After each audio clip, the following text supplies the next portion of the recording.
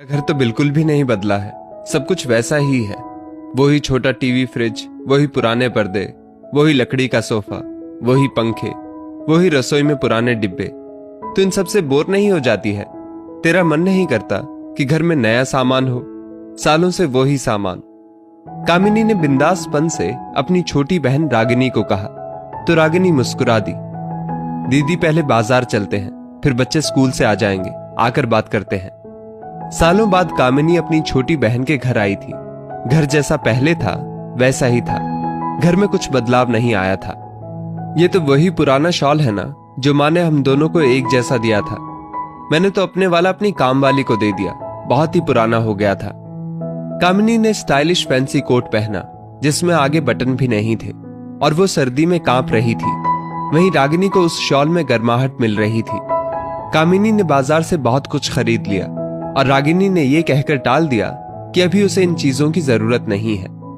रागिनी, तू तो बड़ी कंजूस है, तेरे हाथों से तो पैसा खर्च ही नहीं होता है। कामिनी हंसते हुए बोली, दीदी मैं कंजूस नहीं हूं, बस जरूरत की चीजों पर ही खर्च करती हूँ। जो चीज मेरे जरूरत की नहीं है उस पर खर्च क्यों करूं?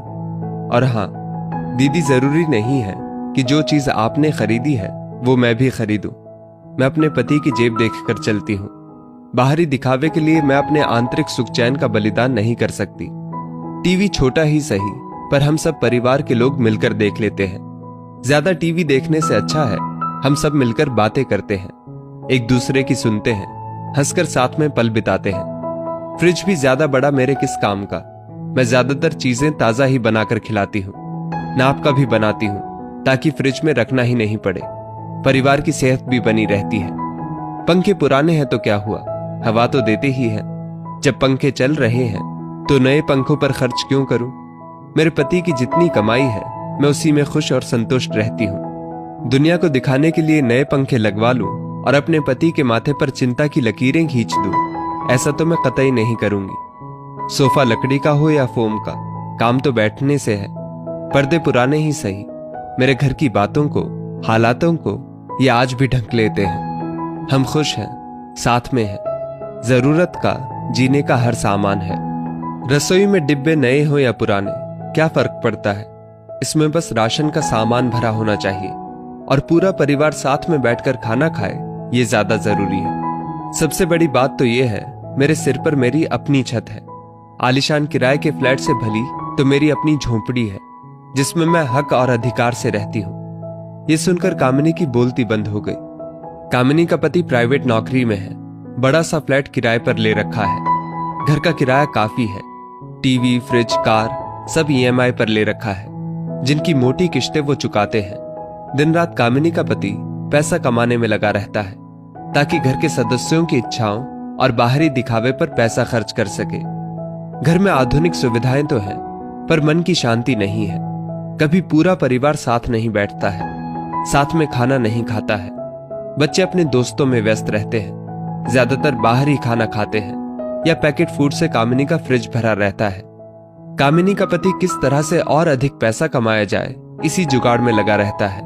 समय से घर भी नहीं आ पाता है, इसलिए कामिनी कुछ दिनों के लिए रागिनी के घर चली आई। कामिनी की तंद्रा टूटी, उसे अपने आप पर शर्म आने लगी। वो सिर्फ दुनिया को दिखाने के लिए जी रही थी, उसके अपने घर में सुकून ही नहीं था। दीदी, माँ का दिया शॉल आपने कैसे कामवाली को दे दिया? मैंने तो आज तक इसे संभाल कर रखा हुआ है। इस शॉल से मुझे माँ के आंचल के जैसी गर्मी मिलती है। इससे तो माँ की यादें जुड़ी हुई है। हाँ रागिनी, मैंने फैशन और दिखावे के नाम पर अपने घर की शांति की बलि दे दी है। सहेलियों और रिश्तेदारों से होड़ के चक्कर में ईएमआई पर चीजें खरीद ली। मैंने अपनी बातों और संकीर्ण सोच से तेरा दिल दुखाया है। तू मुझे माफ कर दे। तूने मेरी आंखें खोल दी। मैं तुझसे काफी कुछ सीख कर जा रही हूं। मेरी बहन, तू और तेरा परिवार सदा ऐसे ही खुश और साथ साथ रहे, यही ईश्वर से प्रार्थना करूंगी। दोनों बहनें एक दूसरे के गले लग गई। दोस्तों, हर पत्नी को अपने पति की जेब देखकर चलना चाहिए, ना कि रिश्तेदारों और दोस्तों से होड़ करनी चाहिए। परिवार में शांति, सुकून और प्यार होना ज्यादा जरूरी है। इस स्टोरी को लेकर आपकी क्या राय है, नीचे कमेंट करके जरूर बताइएगा। और ऐसी ही और भी बेहतरीन वीडियोस के लिए हमारा पेज जरूर फॉलो करें। धन्यवाद।